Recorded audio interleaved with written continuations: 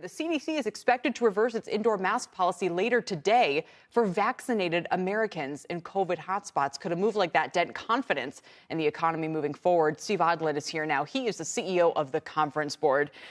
Steve, there's also reportedly they're going to recommend that all K through 12 students and teachers wear masks. I ask all of this because obviously what happens in schools relates to the presence of people in the workforce, and all of it ties back to consumer confidence. What does today's news, you think, mean for the rebound we've been experiencing?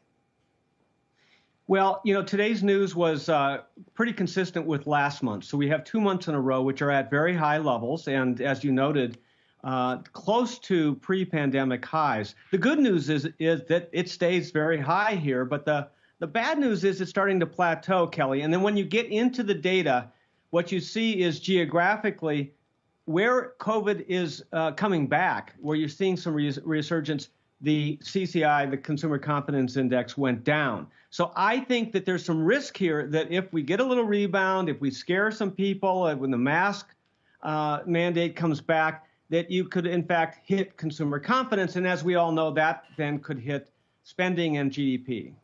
And I know I should ask an economist or maybe someone in Washington, D.C. about this, Steve. But, when the pandemic first hit, we had many rounds of stimulus checks. Yes, now you have the child tax credit going on. But what offsets, you think, this loss of confidence and momentum this time around? Well, there's a lot of good news in this. I mean, people are still very bullish. They're telling us they're going to spend like crazy. I mean, automobiles intent to spend as high as ever, and we know it's been very high up to this point. Housing, both in terms of the houses themselves, but also everything around that, furniture and appliances and so forth.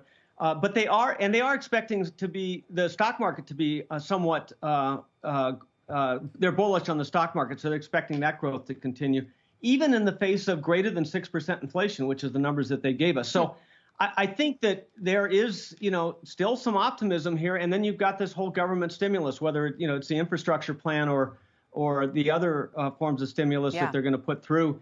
That could really juice things again for the economy in the fall. Let me switch gears a little bit and ask you about the dynamic I think we're about to have a big societal discussion and reflection upon. If a lot of people are now going to come back to the workforce post-Labor Day, which was the plan at least kind of before Delta got a lot worse, what's the dynamic going to be like between those who are showing up again and those who had been there the whole time? I mean, people are already anecdotally asking, well, hey, if saying, okay, we've been here the whole time, do we get something for that? Or, for companies, like you said, are they going to pay you more if you are willing to come back into the office? Or are they going to pay you more because it's the only way to get you back into the office? Yeah, those are really important questions. There's a lot of stuff going on here. People are eager to come back on one hand, but then there are some people who, are staying away from the vaccines and are afraid of getting back into the crowd. And especially if you come back with a mask mandate, that could spook some people again if the Delta variant or the Lambda variant picks up. So, you're seeing wage pressure rise at this period of time. And so I think the key here, our advice is flexibility. Particularly with women. I think women have dropped out of the labor force at a higher rate than men, and a lot of that's tied to taking care of family, children, and elder care. So if there's flexibility that people can continue to work remote and also come in, if there's flexibility on hours, if there's flexibility on wages, if there is the ability to go to places that are lower cost, and so not hire just in the big urban areas, but spread your workforce around and contribute to the remote dynamic. All of those things are things that would work well in terms of finding the right people and keeping everybody calm through this period of time. But I think the voluntary nature of coming back and some element of flexibility is really important. All right, Steve, we'll leave it there for now. We really appreciate it. Shepard Smith here. Thanks for watching CNBC on YouTube.